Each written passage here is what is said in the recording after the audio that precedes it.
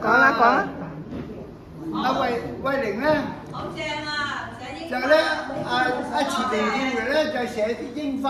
好啊！佢就話咧，咁咧佢咧就咧作空心詩就寫首，咁呢首詩咧就新㗎，師母，新㗎係嘛？我寫係啊，係咧舊時有，因為有過㗎，我記得係嗰本書有㗎。但係咧就冇記錄啦，今期係真係重新寫過嘅。櫻花燦爛滿雲城，咁嘅時候咧就我哋都知道啦嚇，真係櫻花，特別係呢個要去華庭望來嗰啲櫻花就會喺窗口度啊。應該冧晒啦嗰啲，跌晒啦。咁咧風姿華麗遠迎嚟，咁咧呢個姿勢有各種白嘅姿態啦。另外咧，連影嗰Maggie 咧就影咗13張櫻花俾我睇，就張張都好靚，真係好靚啊！同阿 Eva 去嘅。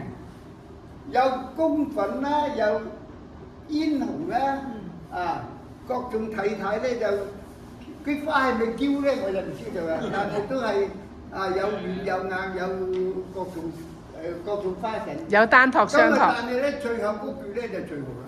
何必花前遇日本咧？咁當然啦，我哋話上櫻花，何必去日本咧？咁但係咧，我就話你聽，櫻花咧下一首詩咧，我就講俾你聽。日本櫻花咧就確實係好靚嘅，唔係話咧，我對日本咧就有一種偏見嘅，我3個期不入嘅。去過未？我係經過日本就好多次，但係就未入過去。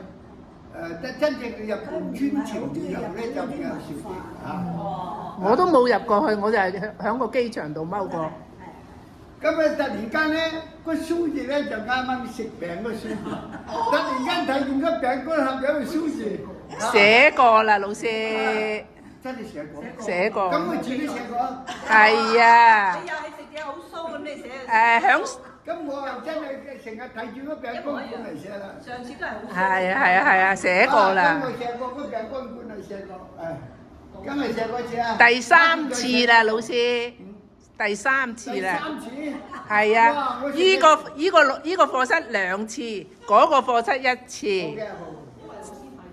乜華天寶？佢太中意食啦，佢。佢自己焗嗰啲燒肉，焗到層皮脆晒㗎。我知啊。個華字得唔得？唔得。個華字應該可以咯，係嘛？唔得，我唔中意。你唔中意咧，你寫到你中意為止啊！乜華天寶啊？我咁樣望落去都唔似個華字。呢首咧有櫻花，有櫻花？哦，係喎。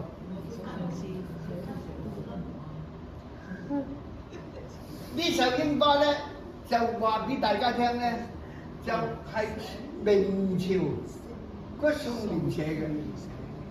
哦，佢咧係喺日本睇嘅係嘛？咁嘅時候咧，佢咧嗰首詩知啊，上英日本勝於唐，即係話咧。如果喺睇菊花嘅時候咧，日本當時已經有日本啦，喺宋朝啊，就靚過唐朝嘅時候嘅花嘅櫻花，即係唐咧，即係似我哋本國嘅花冇咁靚。咁佢嗰個觀點咧，因為咧就唔係淨我哋呢個或者南方啊咁啊嚇，嗰陣時啊，如別牡丹兼愛唐。即係話咧，我哋對日本嘅櫻花嘅睇法咧，就好似我哋中國人欣賞牡丹同埋海棠花咁，就咁嘅意思啊。窮是趙窗難所難啦。就算咧宋朝嗰個趙窗，佢唔係最好嘅名嘅畫家，但係屬於有名嘅畫家，都好難畫得出。呢個櫻花嘅姿態出春風才已雪吹香，啱啱咧春風一移嘅時候咧，嗰啲花瓣咧好似一個雪片咁飛落嚟咧就係帶有啲香味咁嘅意思。嗰陣詩咧就係專係講櫻花嘅，係宋朝嘅啊，就咁啦。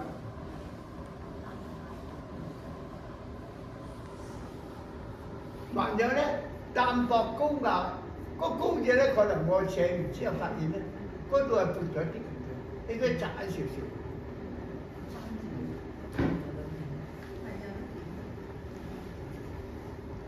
咁既然講花啦，乾脆就寫埋佢啦咁。奇花異草爭春色，而家真係奇花異草咧，就係啱啱開會草咧已經咁長啦，仲記得人錢今晚翻嚟咧下定決心錢嘅啦。啊，咁啊杜鵑玫瑰雪時容，而家咧杜鵑同玫瑰咧已經開始出花啦。啊，起碼含淚欲降同含苞欲降啊！啊，玫瑰已經有啦，咁咧成個城市咧就靚咗好多，就係咁啦。老師係市容定係市客啊？而家你嗰度寫到。睇下有乜嘢要市容啦係嘛？但係你個寫咗個客字喎，老師。市容定你市容寫咗個客字咁醜啊！嚇？你寫咗市客啊？啊！哦，唔緊要，我哋同你改啦。